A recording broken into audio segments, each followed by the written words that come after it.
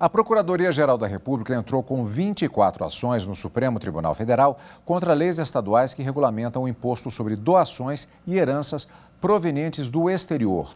O Procurador-Geral Augusto Aras também questionou a demora do Congresso em aprovar lei com a regulamentação. Nas ações diretas de inconstitucionalidade, a Procuradoria-Geral da República afirma que a Constituição de 88 prevê a aprovação de lei complementar que regulamente a competência dos estados e do Distrito Federal para instituir e exigir o imposto sobre transferência por morte ou doação proveniente do exterior. No entanto, cada estado tem legislação sobre o assunto, o que, segundo a Procuradoria-Geral, é inconstitucional. Em outra ação direta de inconstitucionalidade por omissão, o Procurador-Geral da República questiona a demora do Congresso em cumprir o que foi determinado pela Constituição Federal. Segundo Augusto Aras, o atraso de 32 anos na regulamentação do tema tem provocado prejuízos aos cofres públicos e à autonomia dos entes da Federação. Para detalhar o assunto, conversamos agora com o advogado tributarista Jaques Veloso, a quem eu agradeço e dou novamente as boas-vindas, sempre conosco também, para falar a respeito de assuntos relacionados a questões trabalhistas e, no caso, especificamente também, questão tributária. Doutor Jaques Veloso, boa tarde, antes de mais nada, obrigado pela presença. Boa tarde, eu que agradeço o convite, é um prazer estar com vocês. Doutor Jaques, aqui temos uma situação curiosa, que é o fato de uma falta de regulamentação em termos de lei federal e estados que têm leis próprias em relação a essa questão da transmissão causa-mortes.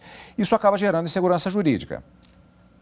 Não é a primeira vez que nós temos esse problema no nosso país, né? Nós temos, como colocado na matéria, desde a edição da Constituição de 88, há uma determinação de que seja feita uma lei complementar para regular especificamente a incidência do imposto de doação e de causa-morte quando se tratar de doadores ou falecidos que detenham bens no exterior.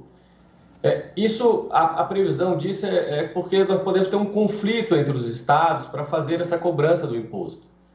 Imagine que nós tenhamos um caso de um falecido que tem bens no exterior, podemos ter vários estados entendendo que o imposto é devido para aquele ente. Então, daí que vem a determinação da Constituição de que vem uma lei complementar dizendo claramente como vai funcionar essa tributação e dirimindo esses conflitos, possíveis conflitos entre os estados. E há mais de 30 anos essa previsão está lá e até hoje nada aconteceu. Uma situação muito específica com relação a isso é na hora de se fazer a declaração de imposto de renda. Uma pessoa, ela recebeu uma herança, às vezes de um imóvel, por exemplo, faz a venda do imóvel e passa justamente pelo pagamento desse imposto de transmissão causa-mortes. Na hora da declaração, tem lugar que se faz a declaração pelo valor venal ou então pelo valor de mercado. Isso causa mais confusão ainda. É importante que as pessoas entendam que são duas normas distintas, tá? Uma coisa é o imposto causa-morte, que vai incidir sobre a transmissão dos bens do inventário, outra coisa é o imposto de renda.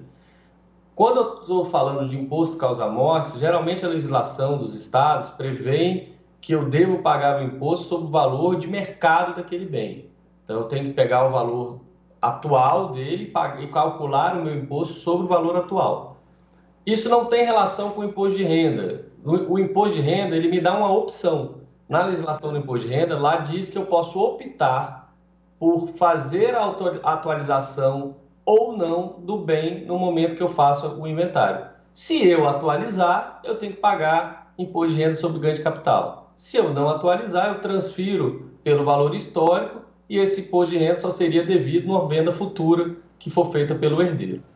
Gostaria de aprofundar um pouquinho isso, doutor. Na hora de fazer a declaração, qual critério que a pessoa pode adotar? Varia de estado para estado? Há uma ação rolando? Como é que ele fica? Veja, a maioria dos estados hoje, a questão do ITCM, você vai ter que analisar a legislação de estado a estado.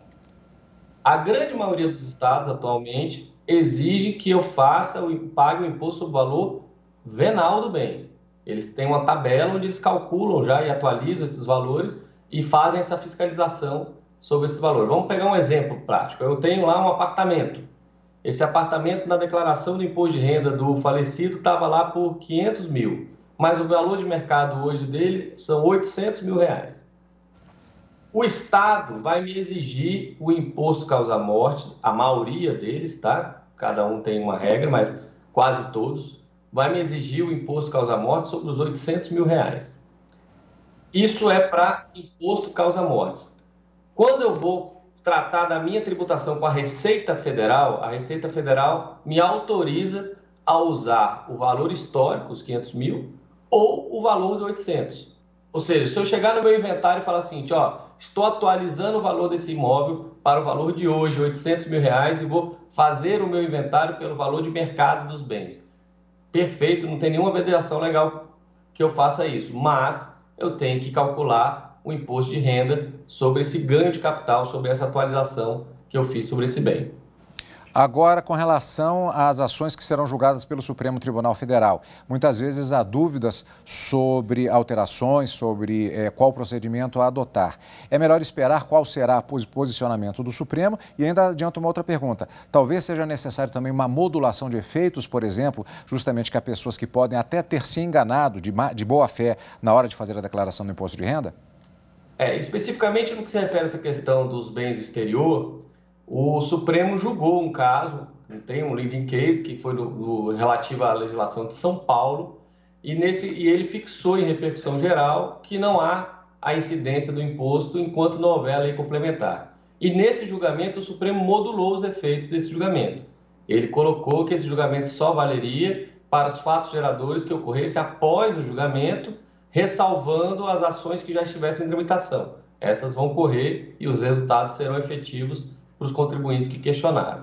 Isso deve acontecer em todas essas ADIs, provavelmente, porque provavelmente todas serão julgadas procedentes, ou seja, toda a legislação dos estados será julgada inconstitucional enquanto não houver lei complementar, e acredito que da mesma forma que ocorreu no estado de São Paulo, haverá a modulação dos efeitos. Agora, isso deixa um recado claro ao Congresso que ele exerça a sua função e o quanto antes faça essa lei complementar.